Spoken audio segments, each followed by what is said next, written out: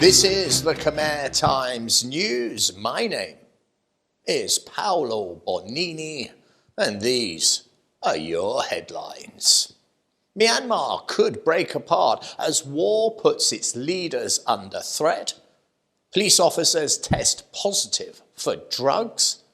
And the man who battered a baby deer to death with a plank of wood has his day in court. But firstly, we go to Myanmar, as the BBC is reporting that the military president and dictator of Myanmar has warned that the country is in great danger of breaking apart if the government cannot control the fighting which has broken out in Shan State. It has left the tyrannical government of Myanmar reeling, and could be the beginning of the end for a murderous government who, since the bloody seizure of power, has killed thousands of its own citizens. The former general but now dictator of Myanmar, who was appointed after the coup of 2021, was speaking at an emergency meeting held by the ruling military council to address a series of coordinated attacks by anti-military insurgents, which have been inflicting very serious losses on the dictatorship's armed forces. These ethnic insurgent armies in Shan State are supported by other armed groups opposing the government, and they have overrun dozens of military posts and captured border crossings and roads carrying most of the overland trade with China, putting a stranglehold on the nation. It is, without doubt, the most serious setback suffered by the military junta since it seized power. After 2.5 years of battling the armed uprising, the military is now looking weak and possibly beatable. That, quite simply, is what the citizens of Myanmar have been on their knees praying for the yoke of oppression to be lifted. The government has responded with airstrikes and artillery bombardments, forcing thousands of people to leave their homes. But it has been unable to bring in reinforcements or recover any of the ground that it has lost. What makes this attack even more significant is that it marks the first time that the well-armed insurgents operating in Shan State have explicitly aligned themselves and their military operations with the wider campaign to overthrow the junta and to restore democratic rule. The murderous government of Myanmar has slaughtered thousands upon thousands of innocent people. They have executed those that called for democracy. But now, the hangman's noose swings ever closer towards those that committed crimes against humanity. And we on the sidelines, we can only wonder what they will do next to try and save themselves when justice is at long last served. This week on our crime desk, we have a follow-up on that deer killer and the case of a man who is so idiotic he took on the largest establishments in the country.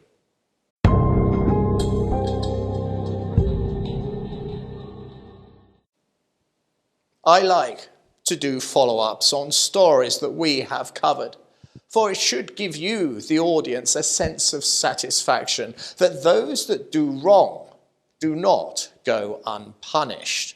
And this story that I covered last week bewildered as many as it angered. We reported on a man who spotted an endangered deer in the sea. And on spotting this deer, his course of action was, shall we say, a little unusual. For what he decided on was to wade out into the sea with a plank of wood and batter the baby deer to death so he could eat it. His actions angered many, and he was soon caught, and this week he was out in front of a judge. The man had become a celebrity, for he had proven to the entire nation what a complete and utter moron he was. And the judge himself was also wholly unimpressed, as he fined him $950 for his brutal actions. How many people can you piss off with one crime? Well, quite a few, it seems.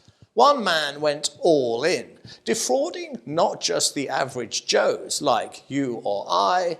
This guy committed a crime where he managed to defraud the nation's beloved religion, the equally as loved royal family, and the government itself. Now just think about that. This guy failed to notice when coming up with this scam that up against him was the church, the state, and the royal court. I mean, really? What he did was he decided to forge a royal letter that invited a venerable monk to deliver a sermon in Kompot province. But to give it some clout, he thought he would spice up his scam somewhat. So he faked the signature of not just the King of Cambodia, but also the Queen Mother. He then posted his face letter on... Come on, people, fill in the next line. He posted the fake letter on... That's right, Facebook. After all, how can we go for one whole week without someone being a complete arsehead on Facebook? You see, his plan was to lure the monk to a ceremony. He would organise it with the fake royal letter, and the fame of the monk would draw people to his event, and the donations would come rolling in. He would then run off with all the money. But his crime was reported as his idiotic letter on Facebook convinced absolutely nobody. And the royal court were duly informed. The police had no trouble in locating the man and then locking him up. There he confessed to being an utter numbnuts, and now faces up to 10 years in prison. Oh dear, oh dear. Last week we reported on the fact that some very senior police officers had been arrested for allegedly taking bribes from Chinese drug traffickers. Well, this week 11 further officers have been arrested after they tested positive for drugs. It was announced by the Prey Veng Provincial Police Commission that 11 of their officers had tested positive for illegal narcotics. Prey Veng Provincial Police have confirmed that after an order by the National Police Commissioner to carry out testing, that 11 police officers have been sent to drug rehabilitation after testing positive for illegal drugs. Not only they were tested, but 13 municipal police inspectorates, as well as Border Protection Police and 116 administrative police offices throughout the whole of the Prey Veng province. And it was this wide net that resulted in 11 police officers being caught as drug users.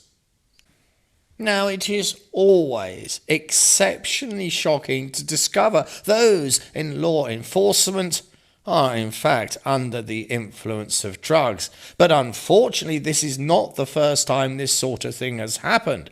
For it's not so long ago that we reported that not just a regular officer was caught, but a police chief himself was found to be a drug user.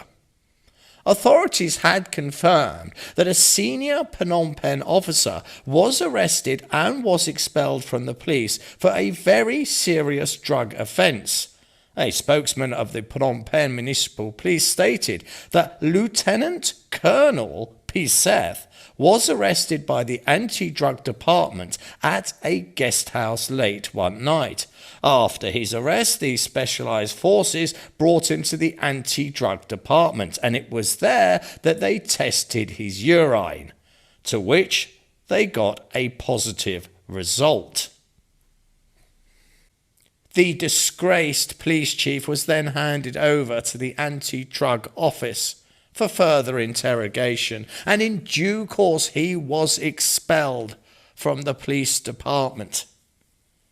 You see, drugs are a double-edged sword. On one side you have the horrors of addiction and the countless lives drugs have destroyed. But on the other side, there is unimaginable wealth for the demand that they create.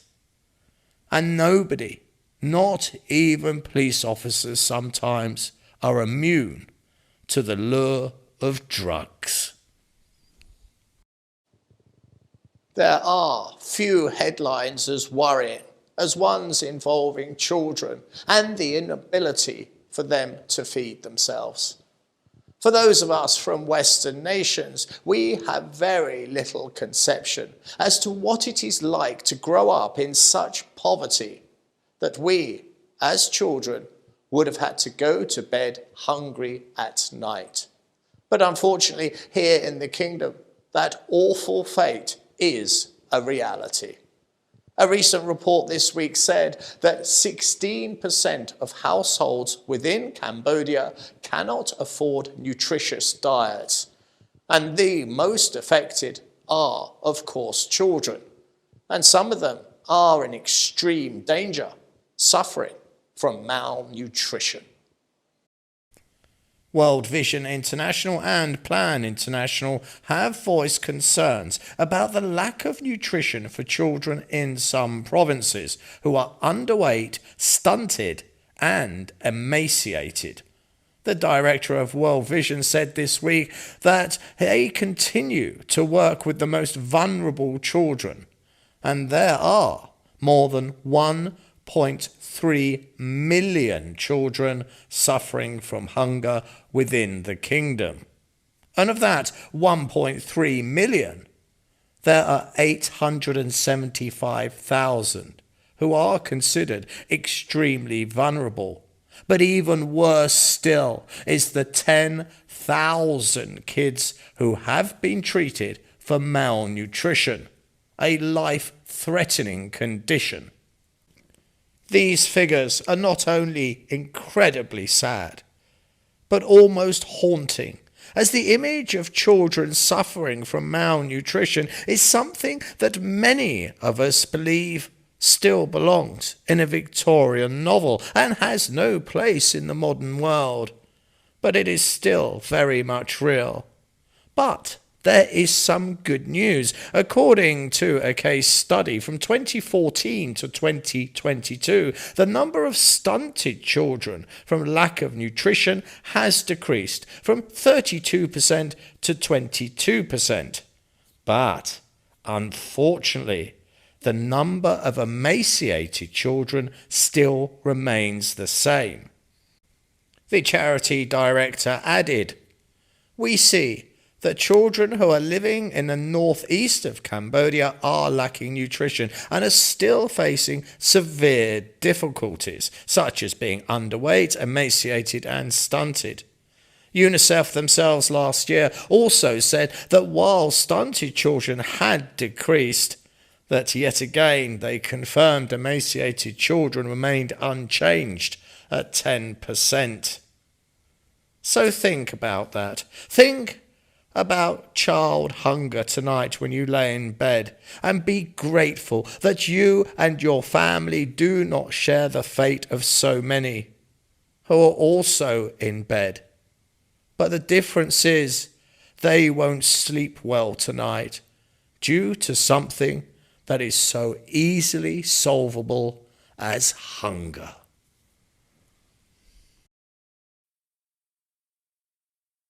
It's time to have a look ahead and see what the weather has in store for us next week. Here it is yet again, another headline from this week's paper that clearly states there is to be something. Hold on, my screen's gone all funny again. It's, oh, for goodness sake, you wouldn't realise how difficult this can be sometimes. Hold on, I have to push this button up here. Fit. Right, what does it say? Possible rain and thunderstorms forecast. Well, there you go. At least you didn't wait for the bleeding obvious. And as we flip over to the chart itself, we see 33 degrees. And that's mostly, I would say, due to humidity as the rain builds up. We have continuing rain. Yes, we do have thunderstorms, but there is less of them. So when you feel that humidity rising, that is your call to take cover. This has been the Khmer Times News. Please do subscribe and comment and stay up to date with all the breaking news by following us on both Facebook and Telegram. This has been Paolo Bonini, and that was the week that was. I'll see you next weekend for your weekly Roundup.